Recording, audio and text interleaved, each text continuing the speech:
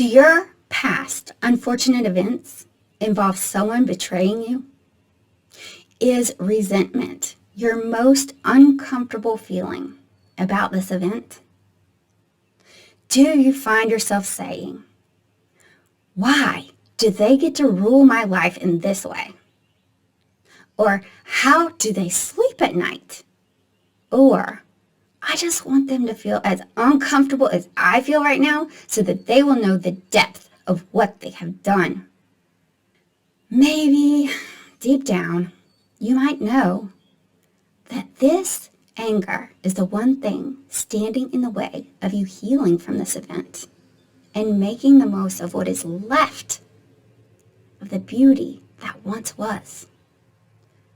But you can't bring yourself to let go of the anger because you fear that the anger might be the one thing that is left that's connecting you to the beauty of what was. Or maybe you're afraid that letting go of the anger would mean agreeing that the action was justified. Is there any other way past this rage? How are you supposed to let go of the anger when you know you will never condone such an action? I'm Dana Hicks, a licensed clinical mental health counselor, and I have some tips of how to let go of the anger while simultaneously building strong and appropriate boundaries so that you can be free to tend the garden and the beauty of what was, what is, and what is to come. So number 1 out of 5 is naming the emotion and admitting it and owning it is the first step to effectively addressing the emotion. So, naming the emotion and then maybe giving properties to it, like color, shape, texture, temperature, location, all those. When that happens, that emotion no longer consumes you, but it becomes this separate concept that is out here and objective and malleable.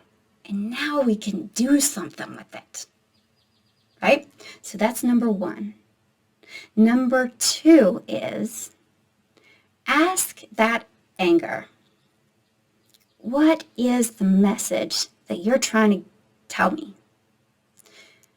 So, all of our feelings, the uncomfortable and the comfortable, are working for our good. They are our friends, even when they're uncomfortable. So, an example is, if you're angry, that often serves as a message of injustice. Something has happened that is not okay. You know what? That's valid. It's totally valid for you to say, I'm never going to be okay with that action, ever. That's totally okay. And you know what? It's possible to continue that expectation while effectively addressing the anger. And then number 3 is, what are your boundaries going to look like now, based on what message that anger is telling you? Now, what do you need to do in the present to make your future even better? So, what is the action you need to protect yourself against? Okay? And how far from that action or people do you need to be in order to feel safe within those boundaries? You get to decide. What are the red flags to look out for? What are your expectations for safety? And what are the consequences that will happen if the red flags are visible or recognizable. What's going to happen? What is your plan? So as you are imagining the walls and the garden, number 4 is, what do you see the walls being made of? Plastic? Paper towel? Brick? Cement? Wood? What do you see it looking like? How far away is the boundary for you? Football field? 12 feet? What? What does the garden look like? What colors are there? Are there flowers? Are there rainbows?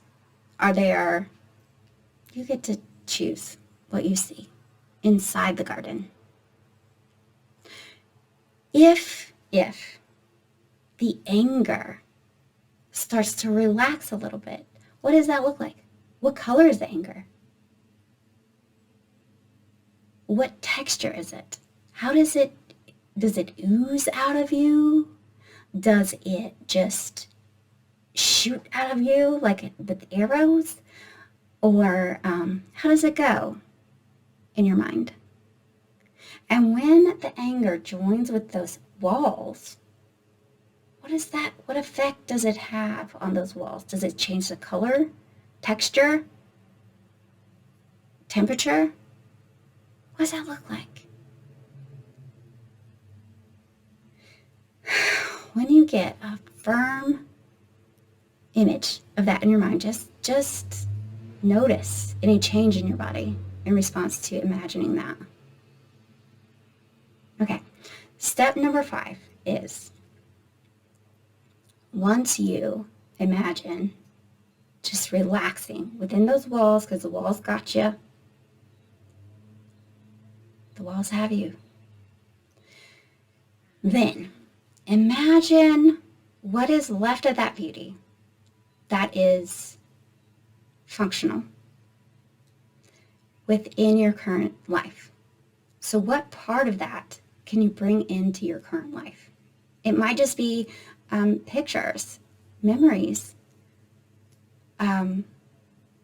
fond images in your mind of how it was, and opportunities to be thankful for the experience that you did have while you had it, right?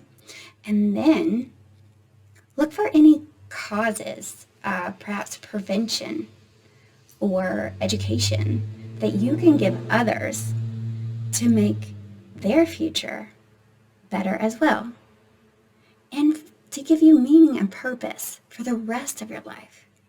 A way to bring what was beautiful into the present and on into the future, and share it with others. You still get to connect with that beauty, right? So those are the 5 tips that I have. So to review, first, name and admit it. That's the first step. Give it color, texture, all those qualities, so it's out here and malleable. Okay? And then ask it, what is your message to me? What are you trying to say?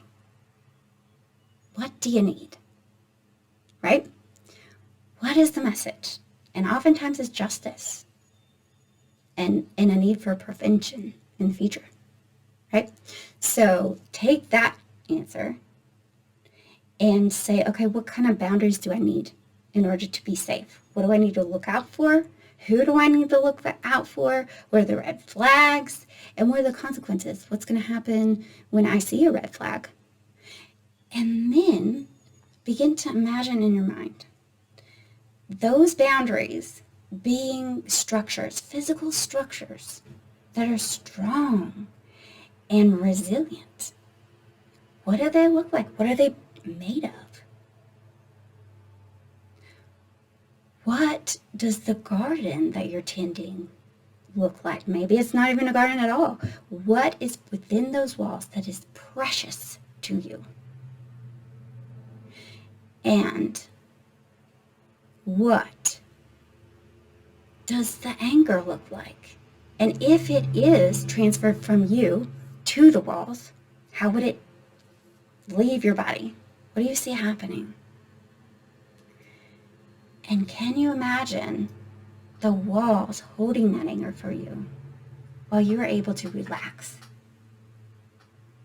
and tend that garden? And then,